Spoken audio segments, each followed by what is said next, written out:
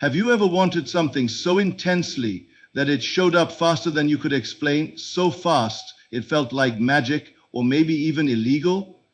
Let me show you how to manifest with such speed you'll wonder if you've cracked some secret code of the universe. In today's message, we explore the mysteries of rapid manifestation. Not tomorrow, not someday, but now. We'll walk through a lived experience of manifesting with such swiftness it almost defied reason. You'll learn how to use timeless manifestation principles to bring your desire to life, so fast it feels illegal. The imaginal act that broke time itself. I remember once, many years ago, when I was but a student of these truths, not yet their master, when desire took hold of me with such intensity that I could not let it rest. I longed to travel, though I had no means, no ticket, no passage, only the longing and the clear vision of what would be. And so, I did what I always urge others to do. I moved in imagination. I assumed I had already arrived. I climbed aboard the vessel not with my body, but with my consciousness. I slept in the imagined cabin, walked the imagined deck, and felt the salt of the sea against my skin. Not in the world of senses, but in the world of spirit. I lived from the end, and it came, my friend. Within days, a letter arrived, a ticket enclosed, passage paid in full. No explanation, no logical steps. It came fast, so fast it startled even me. I had touched the eternal, where time collapses. This is not magic, this is law. You see, when you embody the Neville Goddard manifestation principles and operate from the end, what you desire seeks you with equal urgency. It must, for it is already yours in the world unseen. Manifestation techniques Neville Goddard revealed are not suggestions, they are demonstrations of universal law. How to manifest fast? You stop waiting, you stop observing, you begin being. The secrets that unlock instant manifestation. Now let me tell you, it is not enough to simply visualize as though watching a screen. You must feel it real. You must bring the senses inward and make them servants of the soul. And this is where most fail. They wish and hope, but they do not assume. When you dare to live in the end, when you saturate your mind with the assumption that what you want is already yours, you manifest instantly using the law of assumption. Not in theory, but in demonstration. You want to know how to manifest instantly? Stop treating your desire as something to achieve. Treat it as something remembered. Now, I shall give you what I call the 8 pillars of swift manifestation. Timeless, eternal, unshakable. Assume the feeling of the wish fulfilled. Not the journey, but the destination. Motion is the engine. Without feeling, there is no creation. What you see inwardly with conviction must appear outwardly. Starve the senses, feed the soul, refuse to dwell on contradiction. The bridge of incidents will form without your interference. Assume it's done, speak, think, and act from the end as if it were ancient history. To persistence trumps doubt. Return again and again to your inner scene until it impresses the subconscious. Conscious creation is your birthright. You are not hoping, you are creating. Let us take a moment and ask this simple yet profound question. What would it feel like if you were already the person you long to become? Not tomorrow, not one day, but now, this very moment. The answer to this question is the doorway to creation itself. When you live in the end, you bypass the laws of the seen and step boldly into the realm of the unseen, where all things are already complete. This is not about hoping or wanting. This is not an effort to convince the world or even yourself. This is a movement of consciousness, where you claim the state of your desire as if it were already true, and you claim it with such natural ease, such conviction, that the outer world has no choice but to rearrange itself in obedience. To live in the end is to dwell in the state where your desire has already been fulfilled. You do not think of the thing, you think from it. You do not see it as separate from you, you see it as your own reflection, already woven into your being. It is the difference between standing outside a house and gazing longingly at the window versus walking through the front door, hanging your coat and living in the warmth of that home as its rightful occupant. This movement is not physical, it is imaginal. It takes place entirely within the field of consciousness, and yet its effects are tangible, visible, and inevitable. That which you accept inwardly without doubt must project outwardly into the world of form, for the world is nothing but your mirrored self made visible. Many misunderstand this principle. They try to force change from the outside, they chase conditions, they bargain with circumstance. But true creation begins and ends in the inner realm. When you assume the feeling of the wish fulfilled, when you live in the end, you do not concern yourself with when or how. You rest in the knowing that it is done, and because it is done, the world must comply. Think of a woman who wishes to be married. If she is living in the end, she does not continue to identify as someone who is waiting. She does not move through her day in the spirit of lack.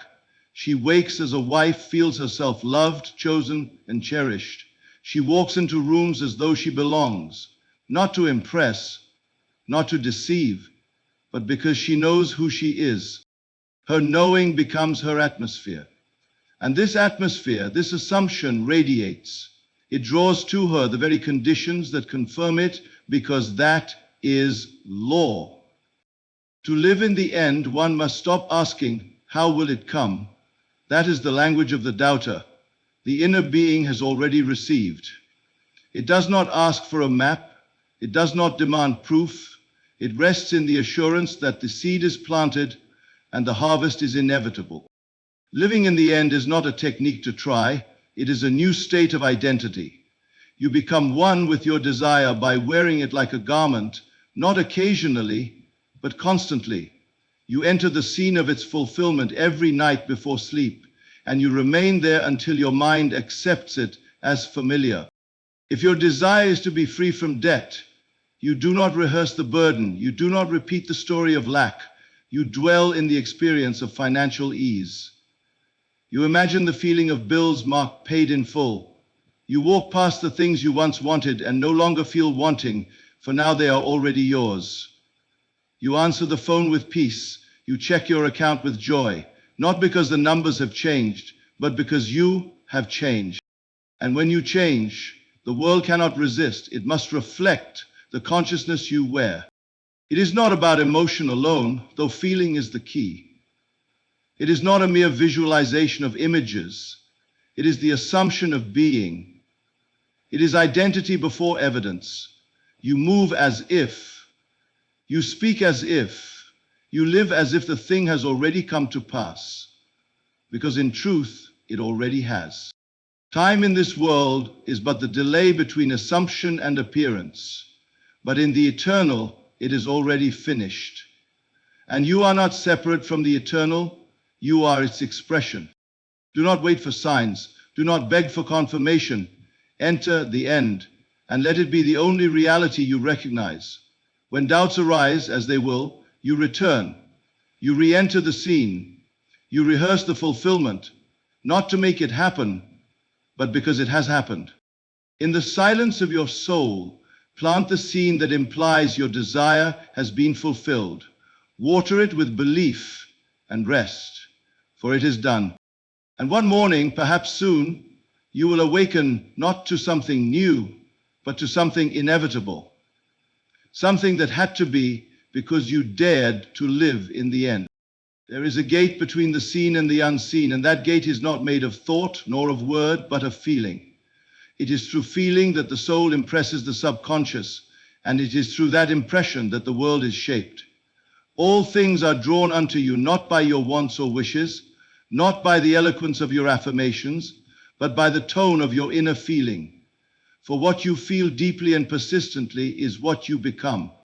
Feeling is the divine language. It speaks to the law that governs creation.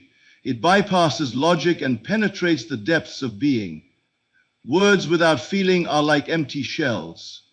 They hold no power, but the slightest whisper that is clothed in feeling carries the force of creation itself.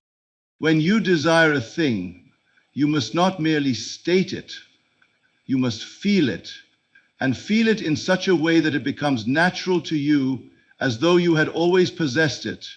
This is the art, not to long for, but to feel from, to stand at the place where your wish is already realized and allow yourself to dwell there in feeling until the walls of the physical world dissolve into agreement.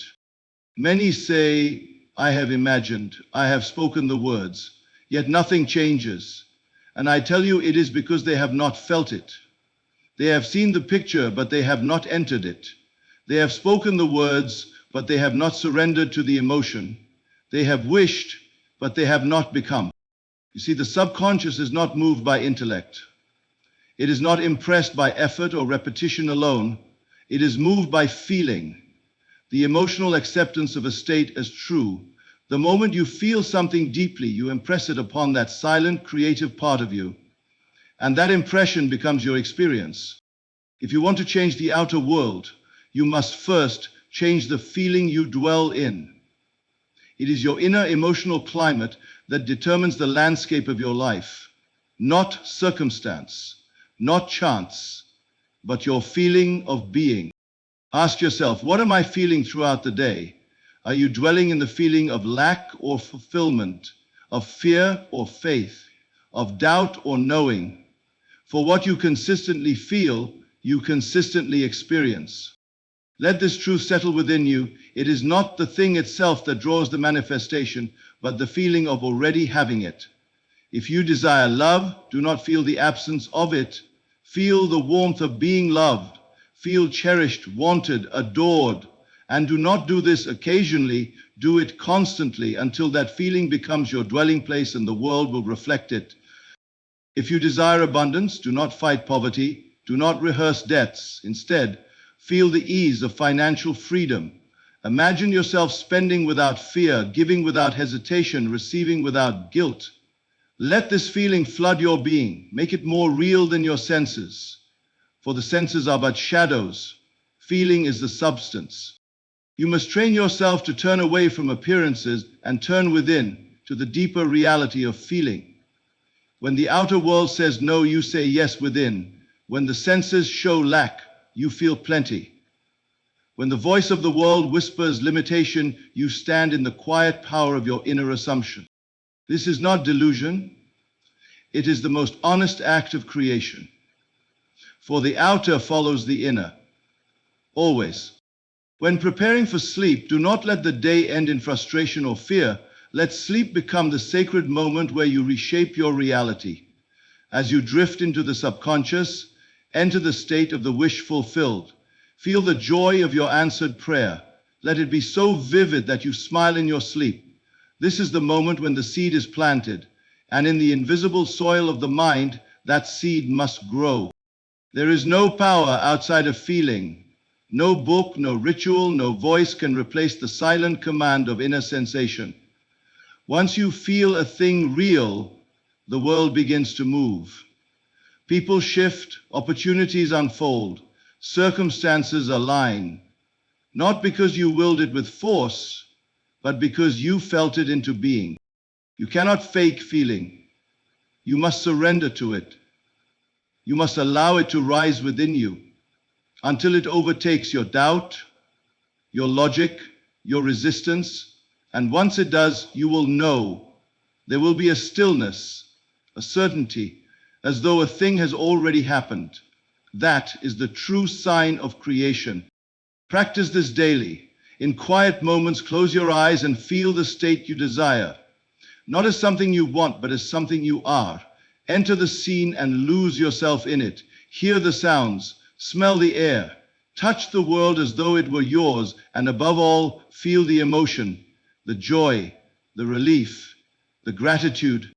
Let this become your secret place, and from this place you shall shape the world. There is no power outside of consciousness. And the highest faculty of consciousness is imagination.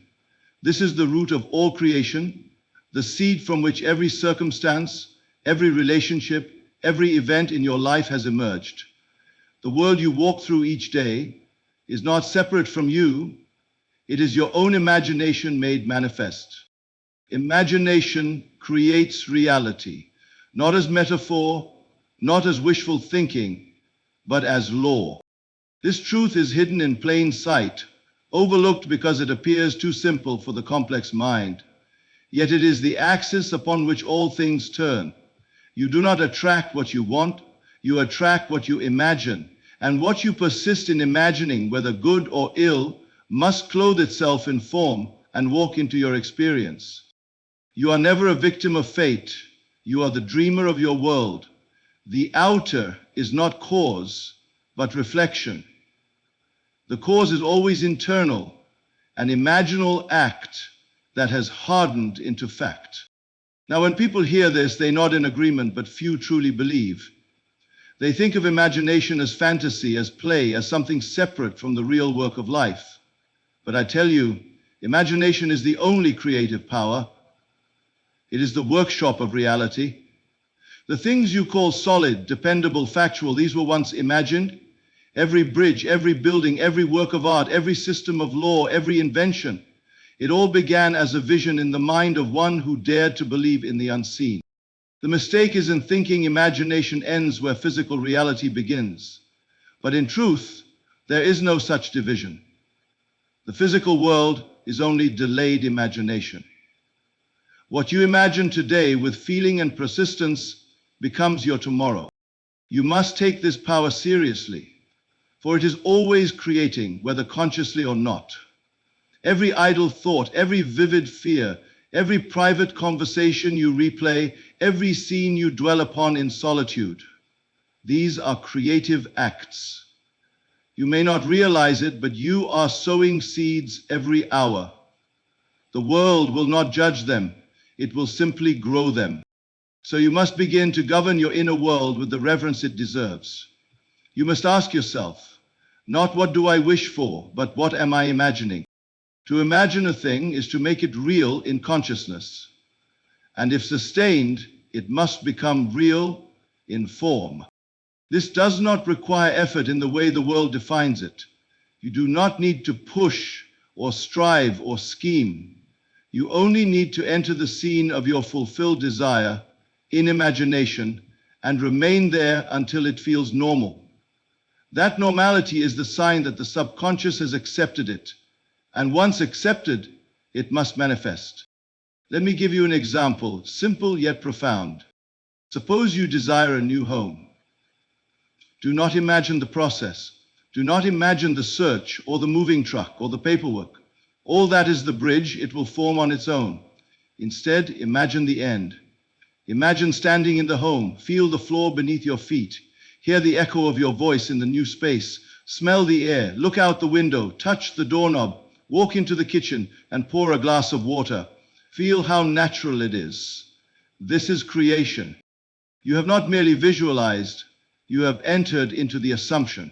And in doing so, you have impressed the image upon your subconscious. And once impressed, it must express. You see, the imagination is not a stage upon which you perform for pleasure. It is the temple of creation. What you do there shapes what you see here. You must go there with purpose, with clarity, and above all, with faith that what is imagined is more real than what appears. Your present world is not final. It is fluid. It is a reflection of past imaginal acts. If you do not like it, do not curse it, do not fight it. Simply imagine anew. Enter a new scene, give it your full attention, clothe it in the tones of reality, and persist. For the only thing separating your desire from your experience is the intensity and consistency of your imagination. Do not worry how it will come. That is not your domain. The bridge of incidents will unfold in ways you could not script. Let the infinite intelligence handle that. Your task is simple. Create the end in imagination, live from it, and allow the law to bring it to pass. This is the secret the world has forgotten, that imagination is not fantasy, it is causation. Begin now. Watch your thoughts. Watch your inner conversations. Watch where your mind lingers when you are alone, for these are your seeds. These are your blueprints. These are your prayers. And if you do not like what you see in the mirror of life, you need not despair. You need only turn inward and imagine better. Imagine higher. Imagine as though it were already so, and it shall be. The assumption once taken must be lived in, it must be honored, it must be held sacred, no matter what the senses whisper, no matter what the world reflects back. For the law is simple. What you assume to be true, if persisted in, will harden into fact. The key is not the assumption alone, but the unwavering persistence in it. You may assume a thing once and feel the thrill of it. You may touch the edge of that fulfilled state, and your heart may dance in anticipation. But if you return again to the old state, to the world of doubt, of what is, of fear, then you have broken the continuity of creation. You have returned to the former self, and the seed withers. To persist is to inhabit the state, even when the outer world shows you the opposite. It is to plant your flag in the land of your desire and say, "Here I dwell. I do not visit, I do not wander, I remain."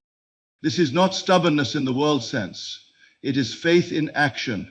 It is loyalty to the unseen. It is walking as though you have received, even while your senses tempt you to deny it. It is the discipline of divine imagination. Every state once assumed and persisted in must express itself. Not maybe, not if the conditions are favorable, it must. That is law. So what is this persistence truly? It is the inner discipline to return again and again to the end you have claimed. When doubt comes knocking, you do not argue with it. You return to the feeling of the wish fulfilled. When the world shows you lack, you close your eyes and remember fullness. When nothing seems to be moving, you rest in the knowing that everything is already in motion. The world may delay, but it cannot deny. What you are faithfully inside, you will inevitably be outside. Your only work is to dwell in the feeling of the fulfilled state until the outer catches up. This is not about time. It is about intensity and constancy. A man who assumes a state for a single moment but then returns to fear has not persisted. He has flirted with his desire but has not married it. The one who wins is the one who returns relentlessly, lovingly, without strain, to the assumption until it becomes the air he breathes. The old man, the former self, will fight for survival. It will whisper its familiar fears. It will show you reasons to doubt. But your task is to remain, not in reaction, not in resistance, but in stillness. You do not fight the old, you ignore it. You give your loyalty only to the new state, the one you have chosen.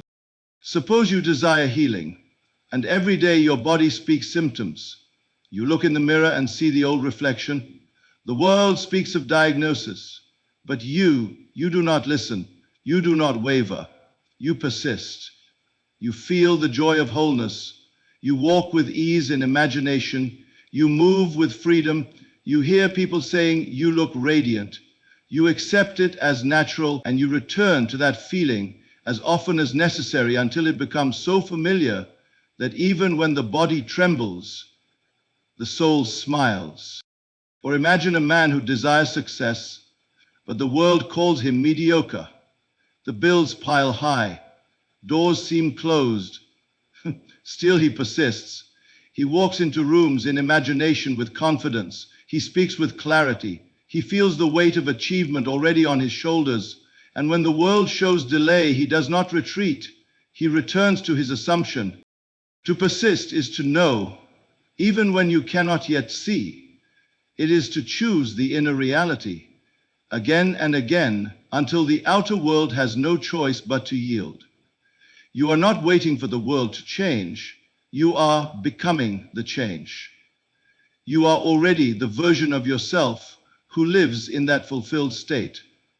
And the world must conform.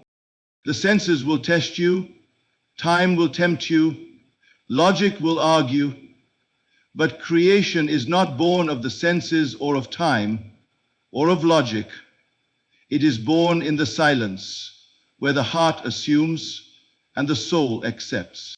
Do not ask how long. The one who persists does not count days.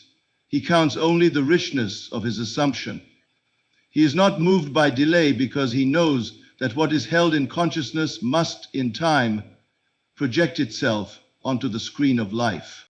You may stumble, you may forget, but return. Each return is a triumph. Each moment spent in the end is a brick in the unseen foundation, and one day the structure will rise, not from effort, but from persistence. You are the operant power. Your assumption is your command, and your persistence is the engine.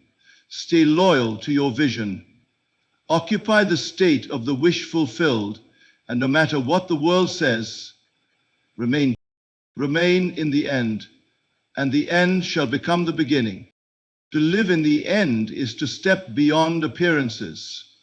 It is to deny the tyranny of your senses and declare that what is unseen is more real than what is seen. It is not enough to wish for a thing or to hope. One must enter the state as if it were already so and live from that state now, mentally, emotionally, spiritually.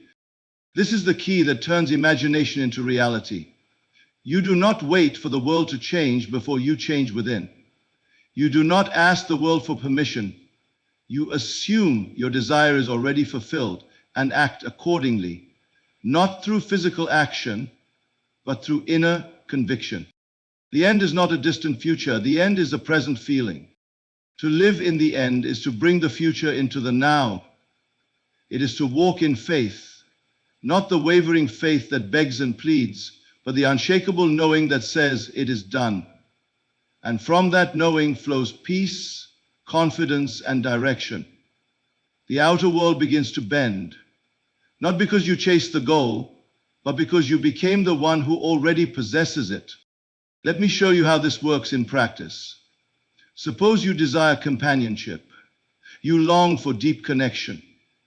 The mind may be tempted to look outward, at the dating apps, the social circles, the timing, but those are only shadows.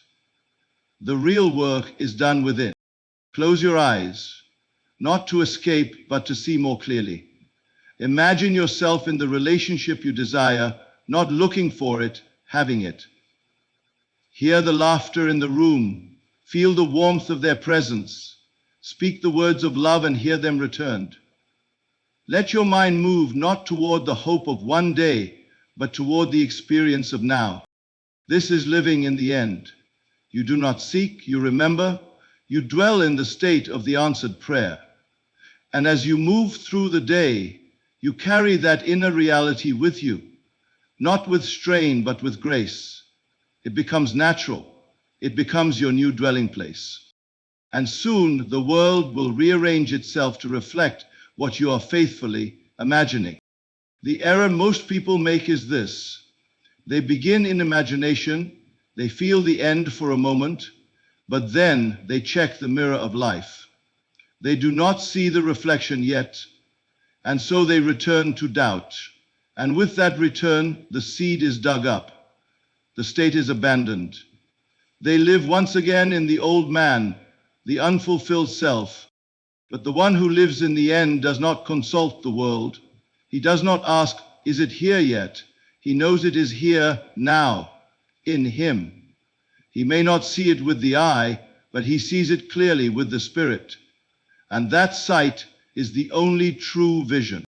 If you desire wealth, you must not live as the one who is trying to become wealthy. You must live as the one who is, not in extravagance or arrogance, but in the inner feeling of abundance. Feel the freedom of not needing. Feel the confidence of provision. Feel the gratitude of having.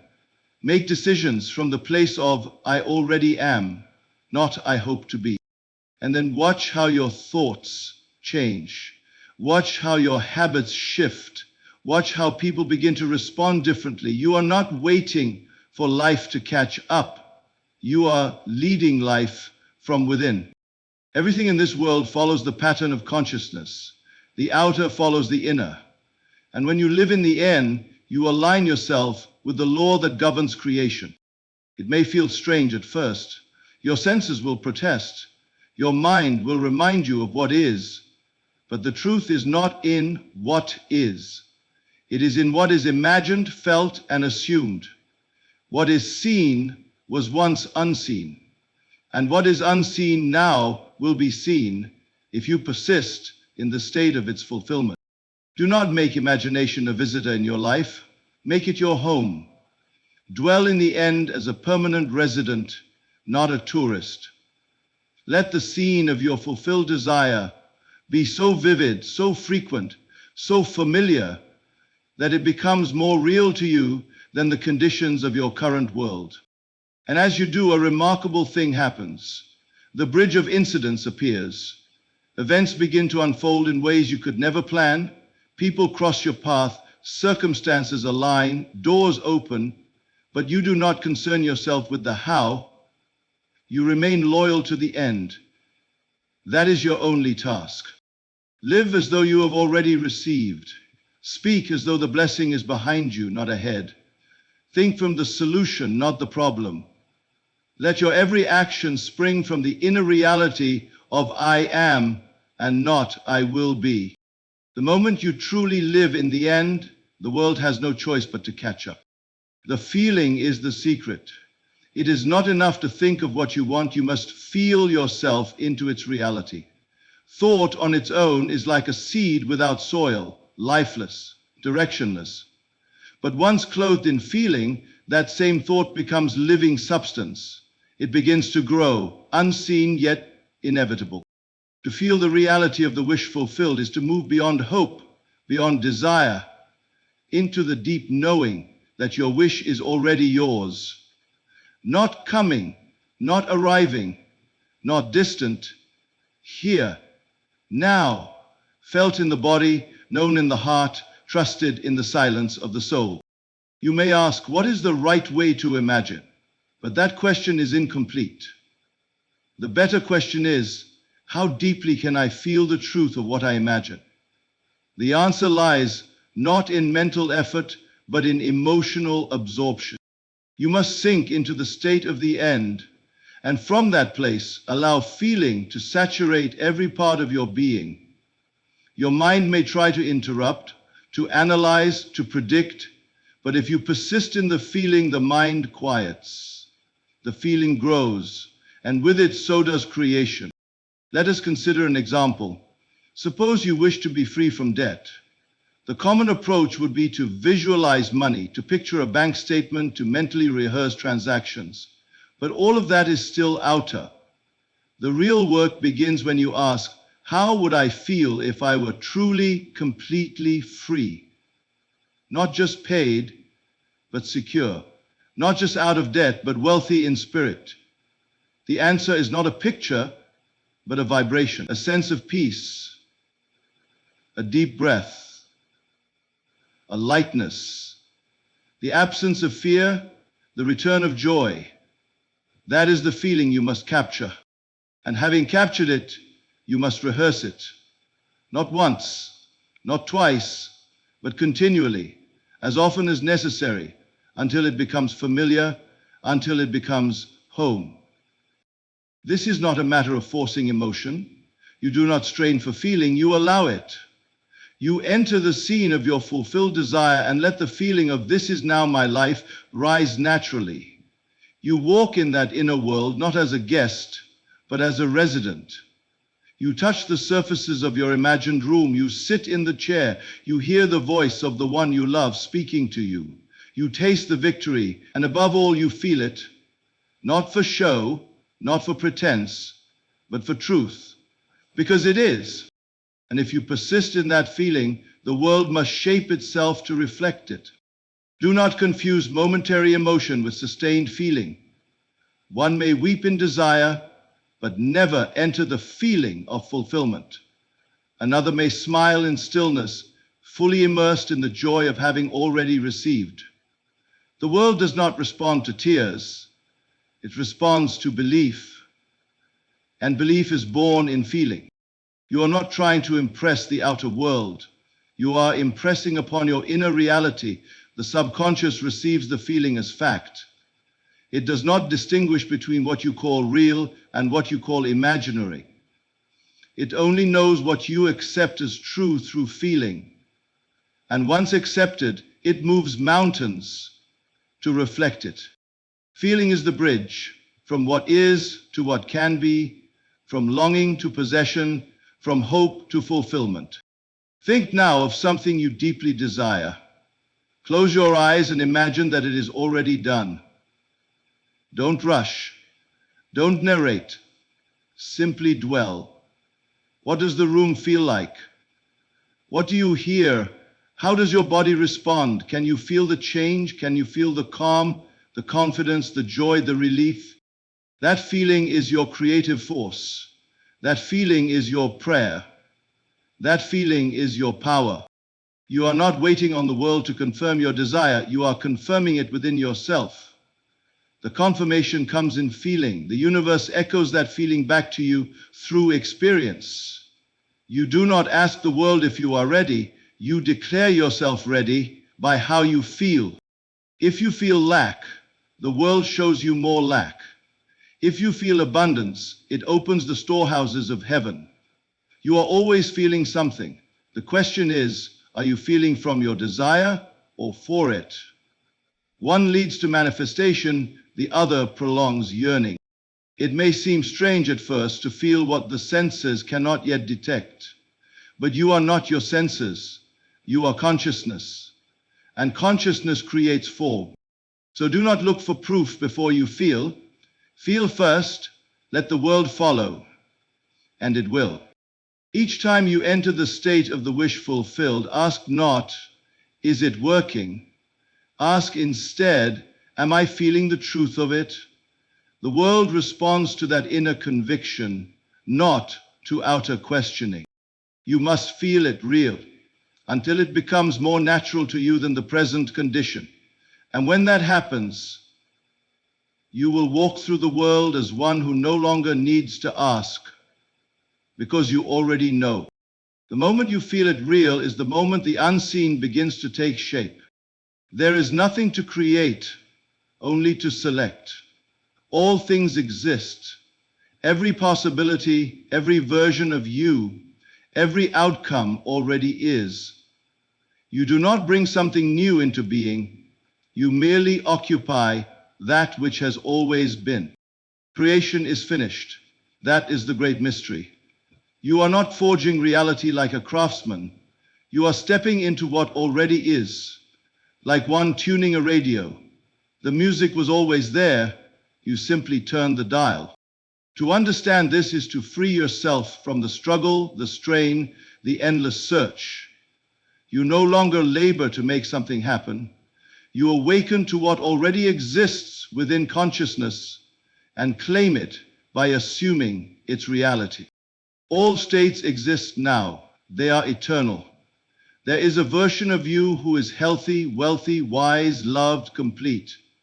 That version is not a fantasy. It is a real and living possibility, suspended in the infinite fabric of reality, waiting only for you to recognize it as yourself. You do not build a mansion, you enter it. You do not carve the statue, you unveil it. And once you have entered the state, the world must respond. It is law. Let me tell you, the reason most people feel stuck is because they are attempting to create from a place of absence. They say, it is not here yet. I must bring it into being. But in that statement, they affirm the absence. They declare that the thing is missing, and the world must echo that belief. But the one who knows that creation is finished does not beg. He does not chase. He does not struggle to imagine. He accepts.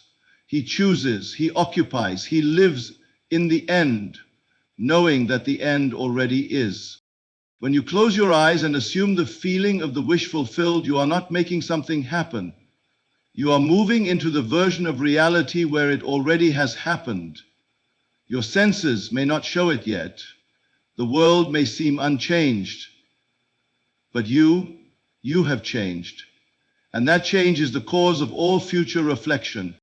This is not mysticism, it is alignment.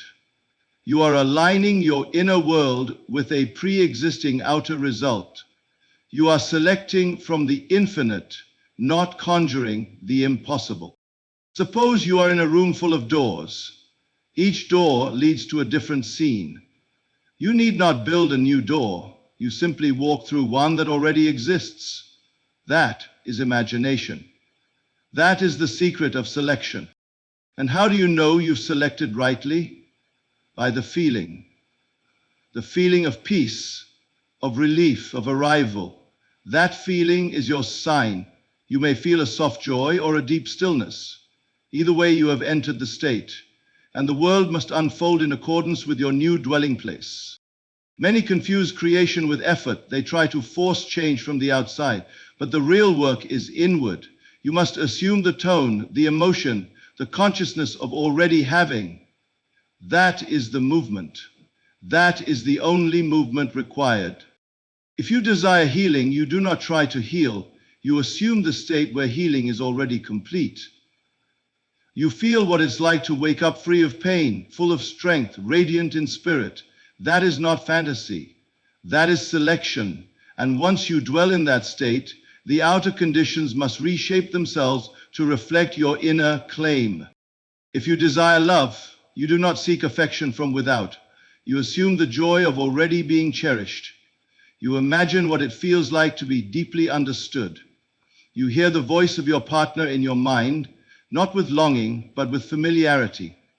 You walk as the one who is already loved. Creation is finished. That truth removes the burden of time. You are not waiting for something to be made. You are discovering what has always been. The timeline you seek exists now. The version of you who has already achieved your goal is real now. Your task is not to bring it forward, but to step into it. This stepping is done in imagination, through assumption, through feeling. That is your doorway. You do not knock, you walk in. You may ask, why don't I see it yet? But the world is delayed in reflection. It mirrors back to you what you sustained yesterday. Change your state now and the mirror must follow. Not always instantly, but always faithfully. Your only job is to remain where you wish to be internally, and the world will bring the evidence. The substance of reality is imagination. The structure of your life is built by what you consent to as true. If you believe that what you desire already exists, and you occupy that state through feeling, the finished work is yours. And you will behold it not because you made it happen, but because you aligned with what was always there. The treasure you seek is not buried in the future. It is hidden in the now. It is in your acceptance, your assumption, your inner selection. Creation is finished. Your only task is to claim your inheritance. The world you see is your mirror.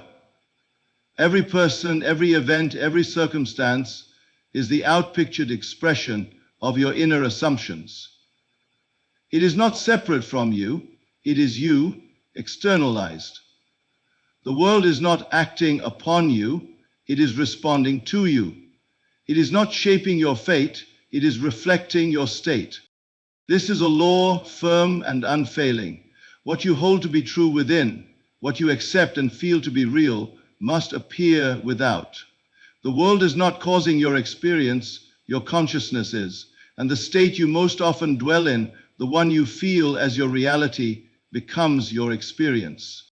There is no escape from this truth. Whether in joy or sorrow, gain or loss, success or failure, the source is within. Change the inner state and the outer picture must change accordingly. The world does not delay in obedience. It waits patiently until your assumption is fixed, and then it faithfully mirrors it.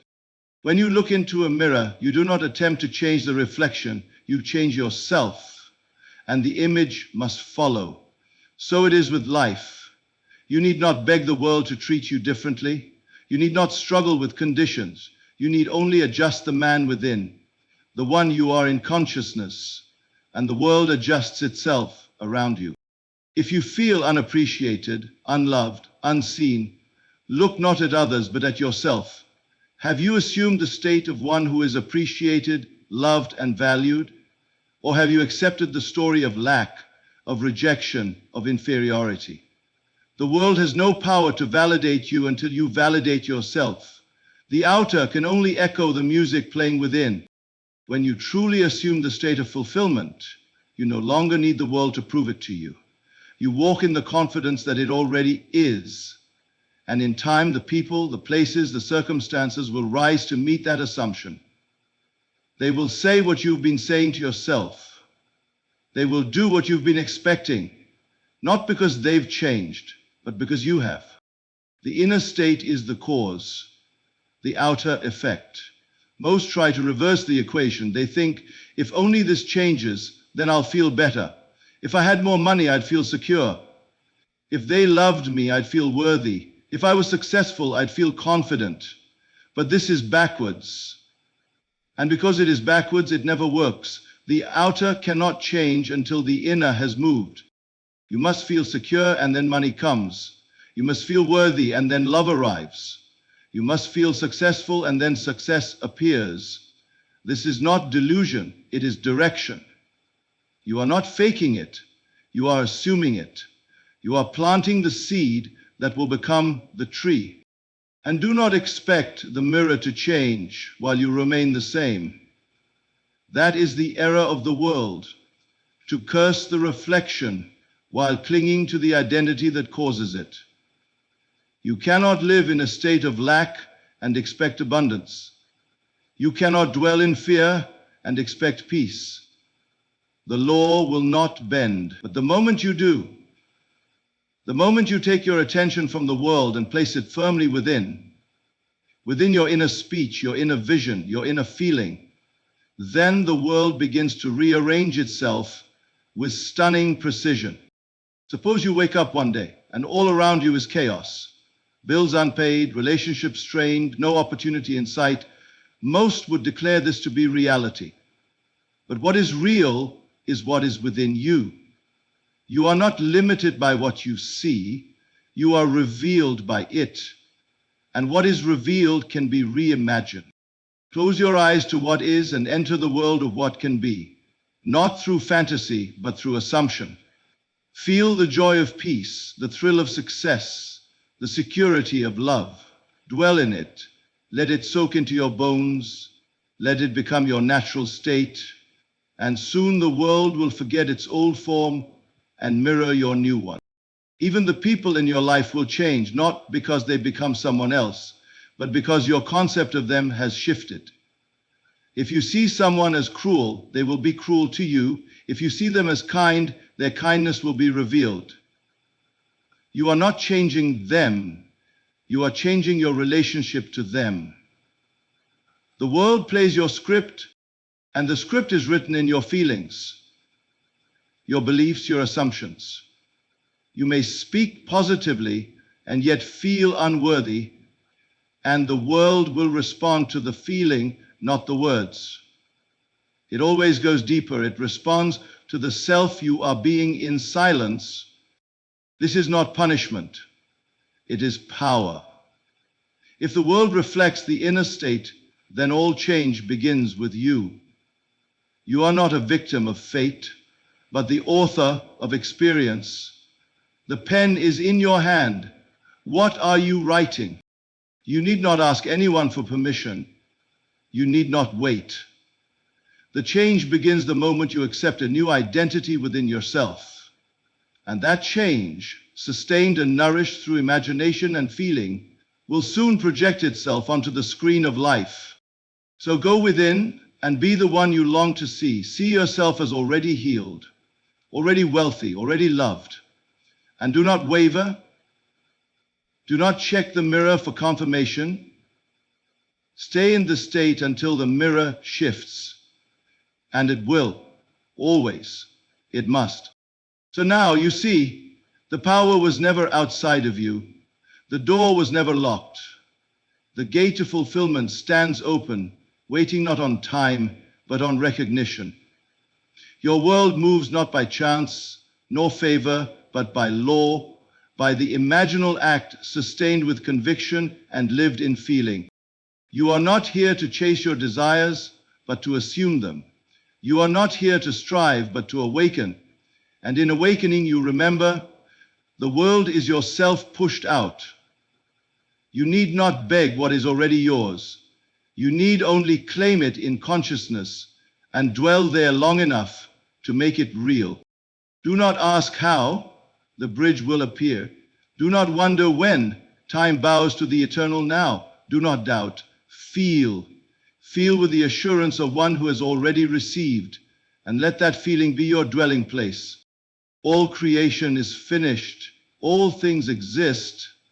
And the version of you who has already manifested your deepest desires is not in the future, it is in you now, waiting for your embrace. Walk boldly into that state, live from the end, speak, move, think, and feel as though it were already done, and the world, like a faithful mirror, will not hesitate to reflect it. You do not attract what you want, you attract what you are. So be the thing, and watch the impossible yield like mist to the morning sun. This is the secret that makes manifestation feel almost illegal, because it's so natural, so effortless, so swift. When you finally stop trying to force the world and instead begin to master your inner state, now go within and remember who you really are.